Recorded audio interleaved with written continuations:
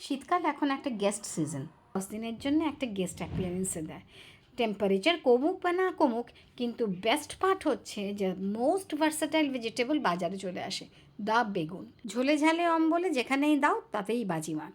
আজ বানাবো এই গুণবতী বেগুনের একটা সুস্বাদু রেসিপি। সঙ্গে থাকুন, দেখতে থাকুন।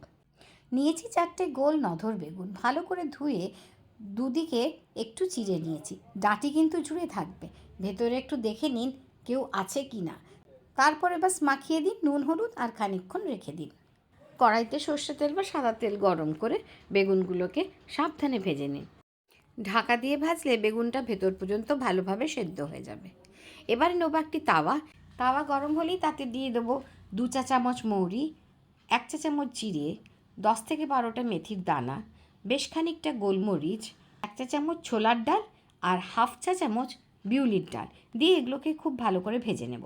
যেই খানিকটা ভাজা হয়ে যাবে গ্যাস অফ করে তাতে দিয়ে দেবো 1 চা চামচ হলুদ বা কালো সর্ষে। এরপরে আর বেশি ভাজা যাবে না, নাহলে সর্ষে তিতো হয়ে যাবে। মশলাগুলো মুচমুচে ভাজা হয়ে গেলে এগুলোকে নামিয়ে রেখে নেব। এদিকে দেখে নেব বেগুনটা ভাজা হলো কি না, বা বেগুন ভাজা হয়ে গেলে তেল থেকে তুলে সেটাকেও আলাদা করে রেখে দেব। মশলা ঠান্ডা হলে এটাকে এবারে পিষে নেওয়ার পালা। ভাজা মশলাগুলোকে এবারে গ্রাইন্ডার জারে নিয়ে ভালো করে গুঁড়িয়ে নেব। ওই গুঁড়ো মশলায় দিয়ে দেবো 2 চা চামচ কোরানো নারকেল আর সঙ্গে একটা টমেটো, যেটাকে ছোট ছোট করে কেটে নিয়েছি। মশলার মধ্যে অল্প জল দিয়ে মশলাটাকে আবার ভালো করে একবার পেস্ট করে নেব। কড়াইতে আরও খানিকটা তেল দিয়ে ওতে দিয়ে দেবো একটা বড় সাইজের পেঁয়াজ কুচিয়ে রাখা আর স্বাদ মতো নুন। 2 মিনিট নাড়াচাড়া করে তাতে দিয়ে দেবো 5 থেকে 6 কোয়া রসুনের কুচি। হালকা হাতে নাড়াচাড়া করে খানিকটা হলুদ দিয়ে দিচ্ছি। এই পর্যায়ে চাইলে লঙ্কা গুঁড়োও দেওয়া যেতে পারে।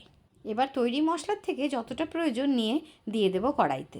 সব মশলাই তো ভেজে গুঁড়ো করা, তাই আর তেলে এটাকে বেশি ভাজতে হবে না।